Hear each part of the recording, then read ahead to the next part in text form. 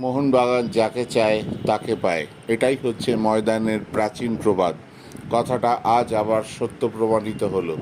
এই মুহূর্তে ইন্ডিয়ান ফুটবলের সবচেয়ে আলোচিত মিডফিল্ডার মিজোরামের আপুইয়া রালতেকে দলে তুলে নিল মোহনবাগান। গত এক মাস ধরে এটাই প্রশ্ন ছিল, আপুইয়াকে সই করাবে কোন ক্লাব, ইস্টবেঙ্গল, মুম্বাই সিটি নাকি মোহনবাগান। শেষ পর্যন্ত রেকর্ড টাকার বিনিময়ে ট্রান্সফার ফি এবং স্যালারি দুটো মিলিয়ে প্রায় 4 কোটি টাকার ডিলে সবুজ মেরুন জার্সি পরতে চলেছেন আপুইয়া। মোহনবাগান আবার বুঝিয়ে দিল তাদের টাকার জোর কতটা। সঞ্জীব গোয়েঙ্কা আগেই জানিয়েছিলেন, এশিয়ান চ্যাম্পিয়ন্স লিগে সেরা দল তৈরি করতে চান, তার জন্য টাকাটা কোনো ফ্যাক্টর নয়।